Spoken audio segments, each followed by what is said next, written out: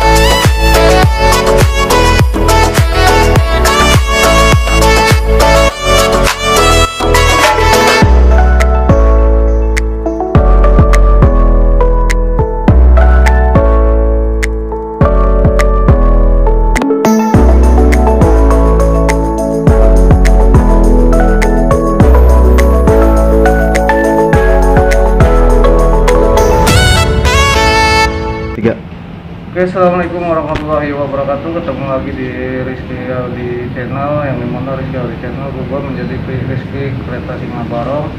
Dan Rizky Kereta Singa Barong sekarang berada di Cirebonan. Ya itu lagi penyambutan. Kalian juga jangan lupa like, komen, dan subscribe di bawah ini, serta saya akan menemui narasumber di sini, yaitu Bapak Agus, ya, di mana dia sebagai uas saya. Oke, langsung saja geng, kita ke narasumbernya.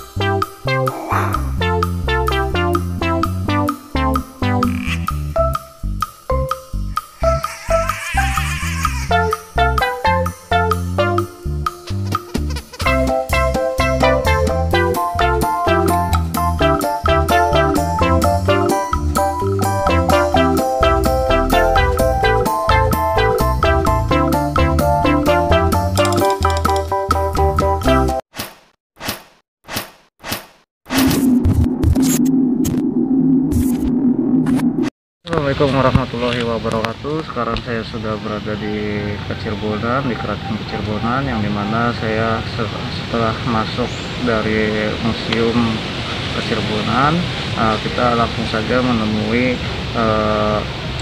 narasumber tersebut yang untuk memberikan informasi ke kita. Oke, langsung saja. Di Keraton Kecirbonan itu sejarahnya seperti apa? Ya, terima kasih. Saya boleh dikenalkan dulu? oh iya, perkenalan ya. Iya. Iya, nama saya Prasetyo. Saya anggota Kompopar. Kompopar adalah kelompok penggerak pariwisata yang ditugaskan oleh Sultan untuk memberikan informasi seputar Keraton Kecirbonan kepada pengunjung, pada publik seperti itu. Berbicara tentang sejarah, ini bukan di saya awal berbicara tentang sejarah. Kita harus mencermati ada sejarah yang diungkapkan secara folk apa nih folk ya, secara ulangi nanti ya itu ya, secara tutur tinular ya. Dan ini 60% sampai 70% menghiasi sejarah di Nusantara, dan jelas ini akan bersinggungan dengan legenda, mitos, dongeng, dan lain sebagainya. Ada juga sejarah yang diungkapkan secara ilmiah, secara faktual, dengan validitas yang cukup terjaga, dengan bukti-bukti sangat faktual, seperti manuskrip, kitab kuno, situs, surat-surat perjanjian, dan lain sebagainya. Ini yang seharusnya harus dipublikasikan seperti itu. Kemudian sejarah juga bermuatan bermacam-macam.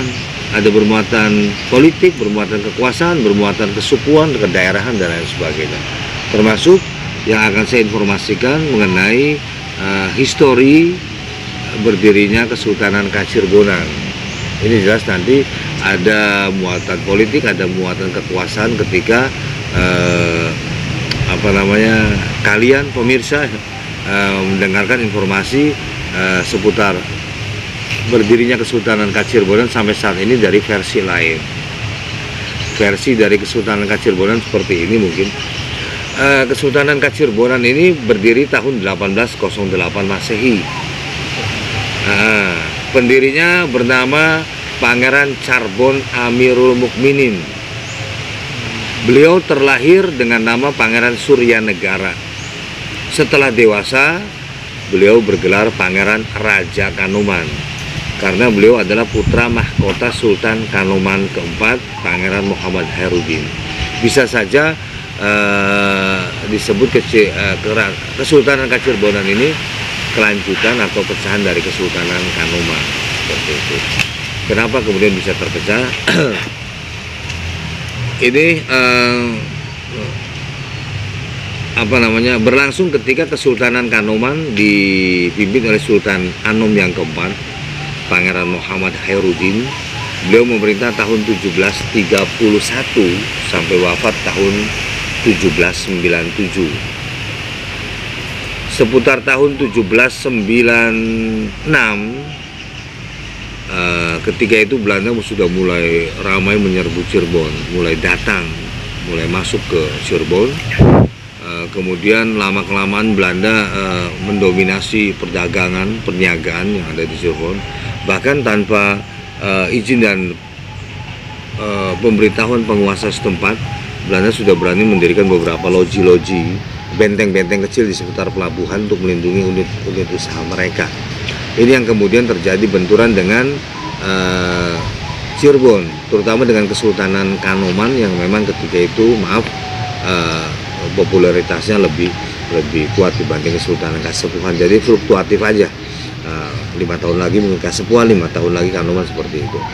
Benturan ini kemudian bermuara dengan perang terbuka antara Belanda dan Cirebon.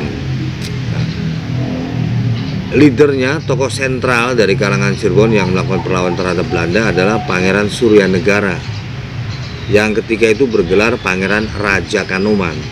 Beliau adalah putra mahkota Sultan Kanoman keempat, Pangeran Muhammad Khairuddin. Jadi beliau angkat senjata melawan Belanda, dan ketika itu memang perang Cirebon besar, dan sayangnya ini luput dari perhatian sejarah nasional, seperti itu. Dan hampir saja ketika itu Belanda sudah mulai frustasi menghadapi Cirebon, sampai akhirnya Belanda melalui residen Cirebon Thomas Wilbeck ketika itu mengundang Pangeran Suryanegara untuk berunding satu meja di satu tempat, yaitu di rumah dinas residen Cirebon di daerah Krucuk. Itu rumah dinas. Kalau karesidenan Cirebonnya di seputar alun-alun Kebumen saat ini, lapangan Kebumen. Dan ketika perundingan berakhir deadlock, buntu tanpa keputusan yang disepakati bersama, akhirnya ketika itu Belanda mulai murka, marah, dan langsung menangkap Pangeran Suryanegara. Kemudian Pangeran Suryanegara dipenjarakan di Batavia. Tetapi setelah di Batavia, dikarenakan banyak sekali laskar-laskar Cirebon yang berusaha membebaskan Pangeran Suryanegara atau Pangeran Raja Kanoman ini, Belanda tidak mau ambil risiko dan mengasingkan lebih jauh lagi Pangeran Suryanegara ini ke Ambon, Maluku. Beliau dibuang ke sana dan dipenjarakan di Benteng Victoria di Ambon, di Maluku. Setelah pengasingan Pangeran Suryanegara atau Pangeran Raja Kanoman ke Ambon, bisa dikatakan perang Cirebon jilid pertama menurut saya selesai. Begitu. Tahun 1797 Sultan Kanoman keempat, Pangeran Muhammad Khairuddin, wafat ketika itu, dan seharusnya Pangeran Raja Kanoman yang menggantikannya karena beliau adalah putra mahkota, tetapi ini tidak terjadi dikarenakan beliau dalam posisi pengasingan di Ambon. Posisi kekosongan Sultan Kanoman kelima ini yang kemudian dimanfaatkan betul oleh Belanda yang sangat jeli, teliti bahwa ini kesempatan emas untuk masuk ke wilayah Kesultanan Kanoman. Jadi Belanda membidik beberapa putra-putra Sultan Kanoman keempat yang sekiranya bisa bekerja sama, kooperatif terhadap Belanda. salah satu yang dibidik adalah Pangeran Imamuddin Abdus Soleh, dan beliau yang digadang-gadang oleh Belanda untuk menjadi Sultan Kanoman kelima, dan berhasil.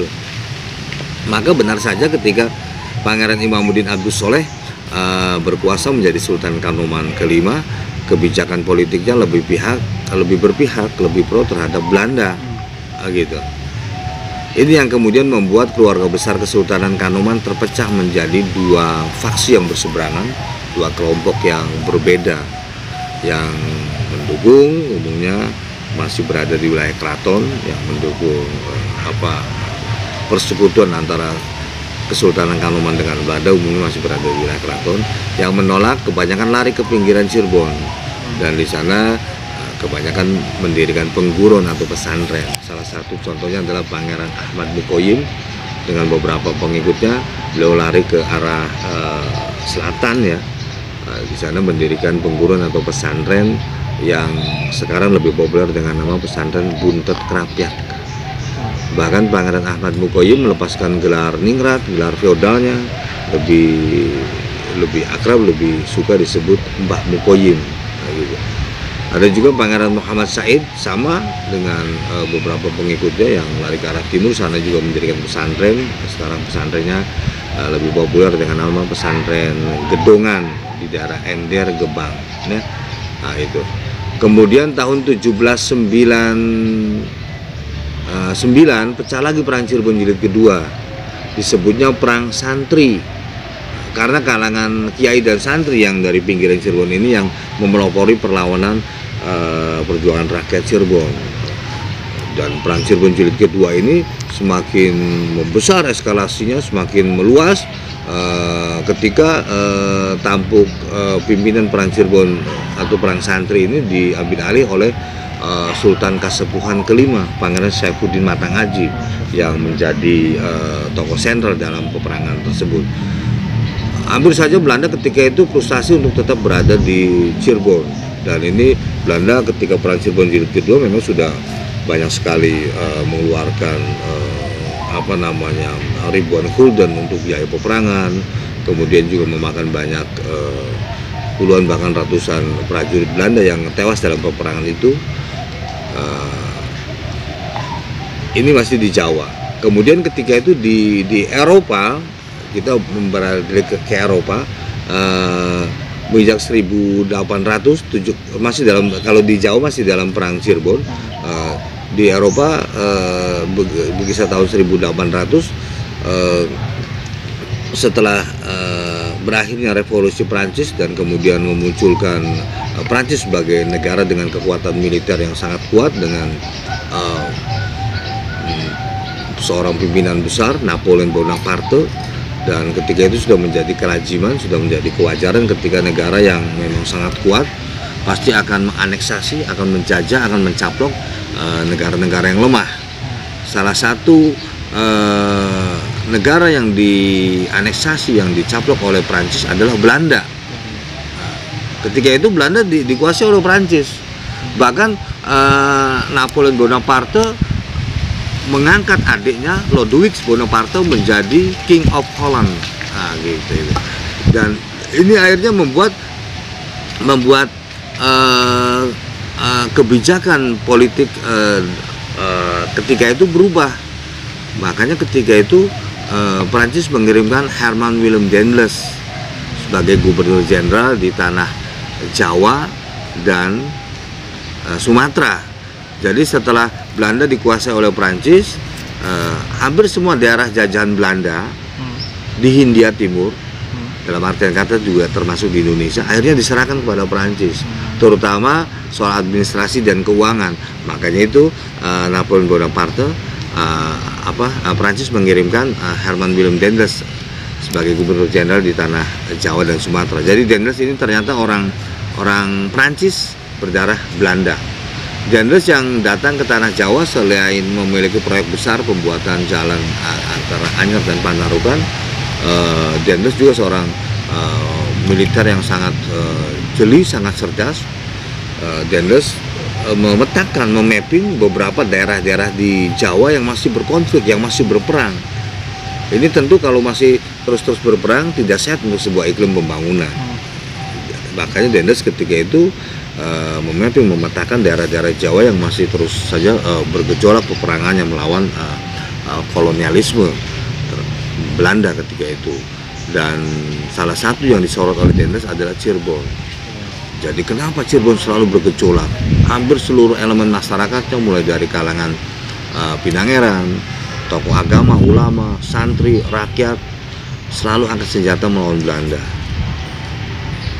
Dan di balik situ ternyata benang kusutnya adalah, benang merahnya maksud saya, ternyata adalah selama ini rakyat Cirebon selalu angkat senjata melakukan perlawanan terhadap Belanda karena rasa respek, empati, simpati terhadap pengasingan, pembuangan Pangeran Suryanegara atau Pangeran Raja Kanoman ke Ambon.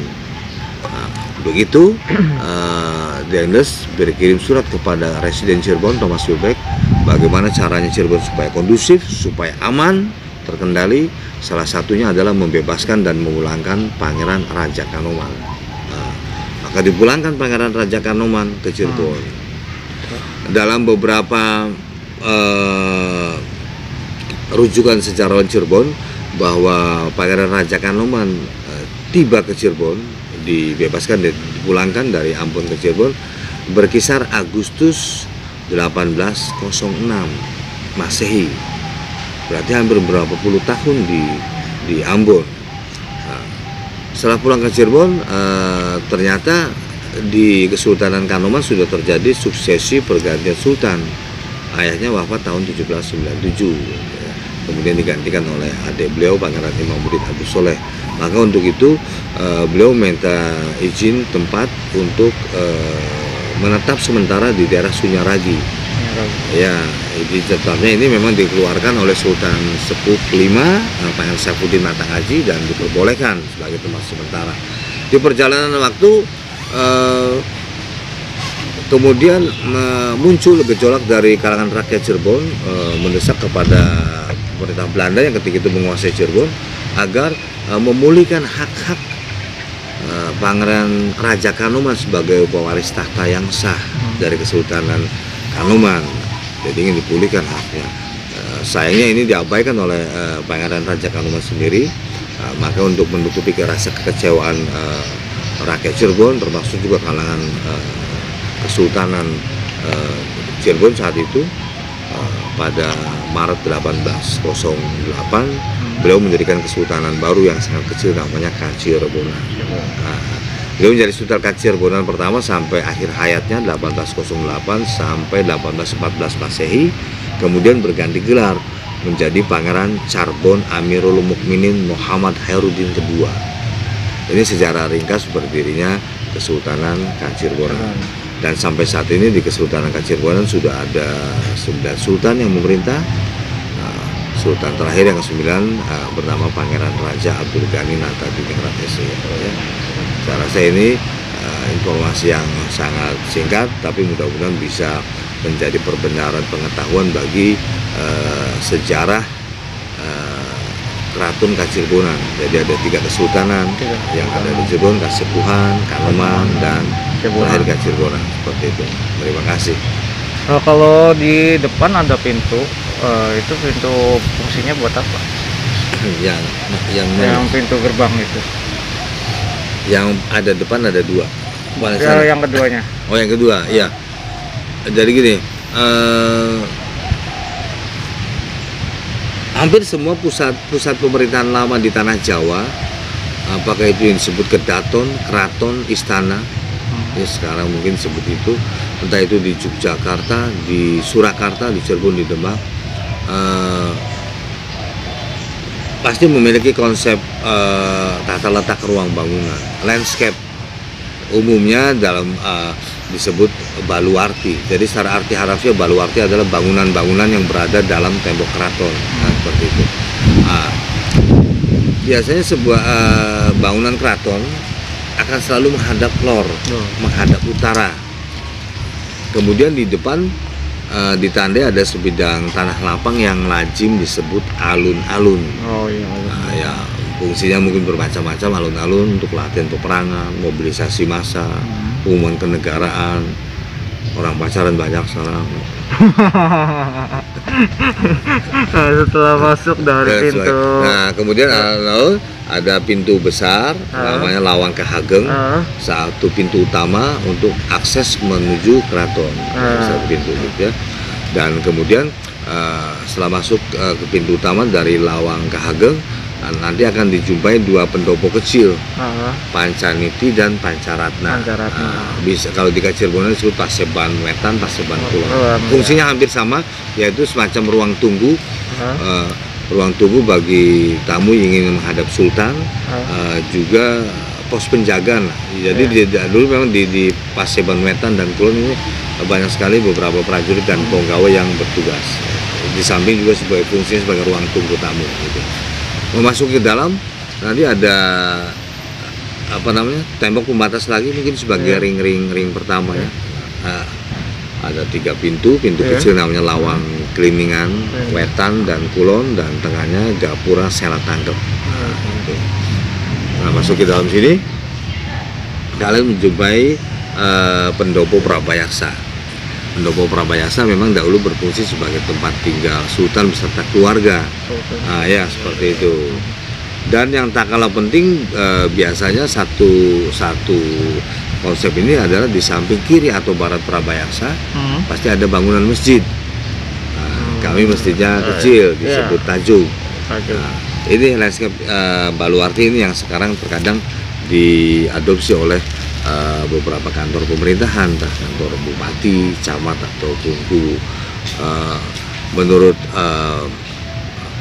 Dr. Hewan Bangbang, salah seorang sejarawan budayawan Cirebon, bahwa konsep Baluarti yang selalu menghadap utara ini mulai populer ketika Sunan Kalijaga membumikan Islam di tanah Jawa.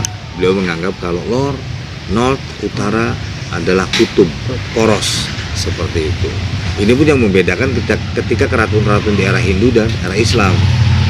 Kalau keraton-keraton di era Hindu kebanyakan menghadap sungai besar.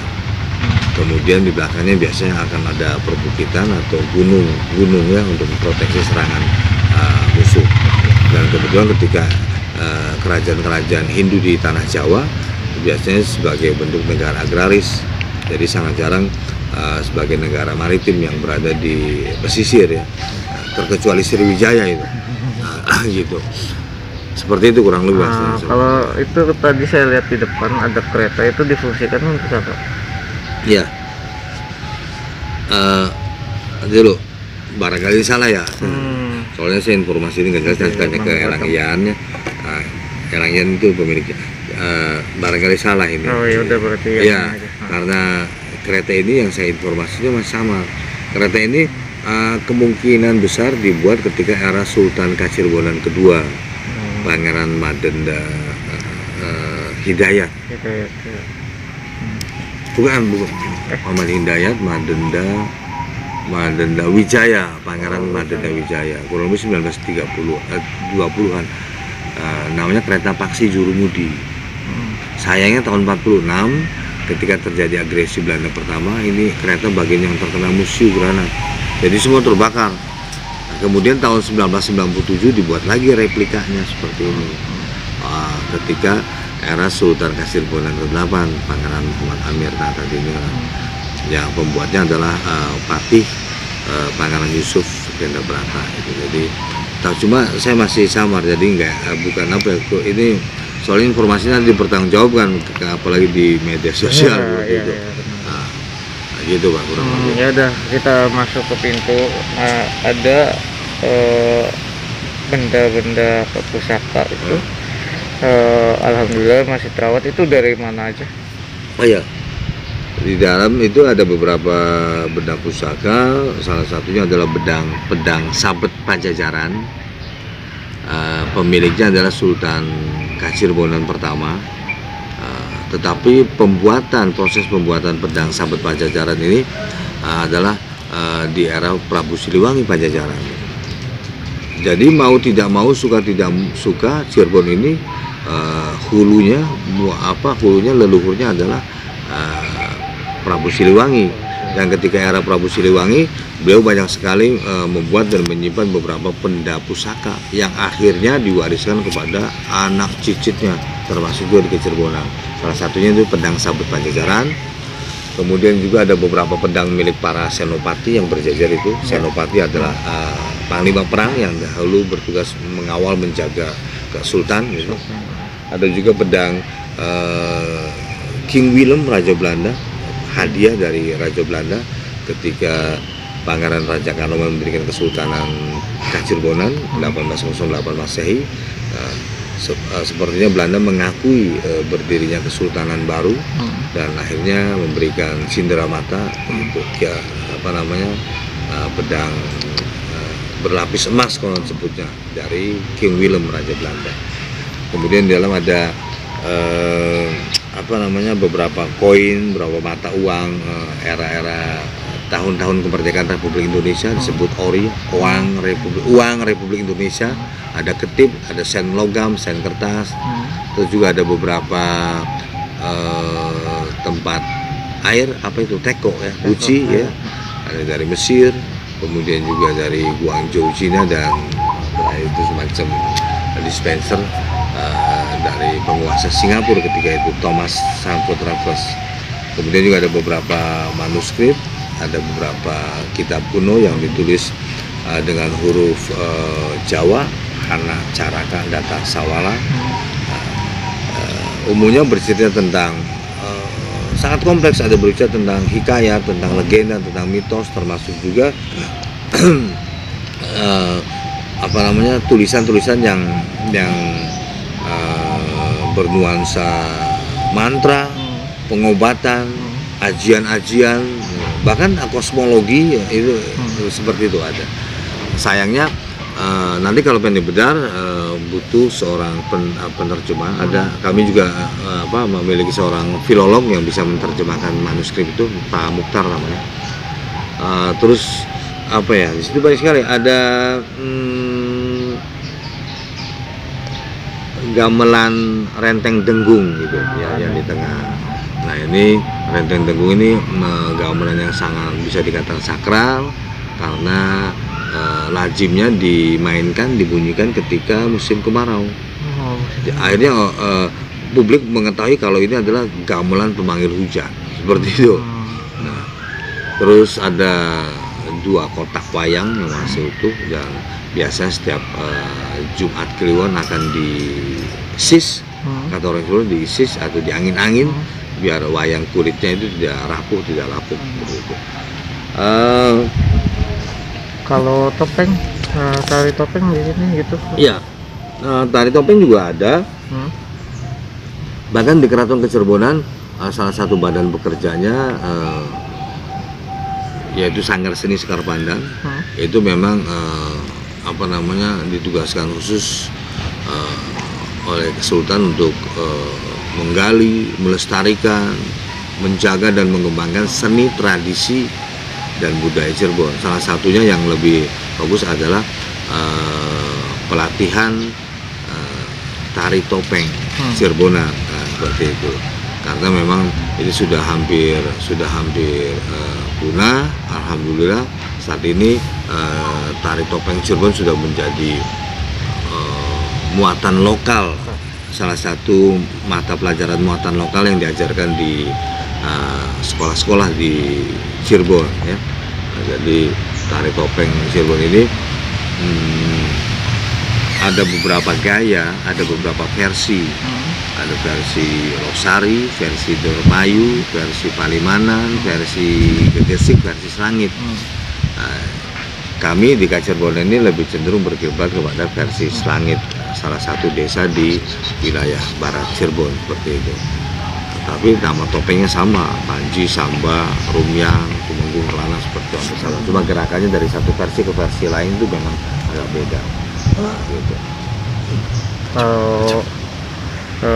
Kan ada mitosnya tari topeng ini, kalau misalnya ada yang ngambil yang bukan pemiliknya, katanya itu akan nempel gitu atau akan kesurupan gitu. Itu mitosnya seperti apa sih? Saya kurang paham. Oh, Iya. kurang paham ya, ya udah. Ya, nanti barangkali salah juga.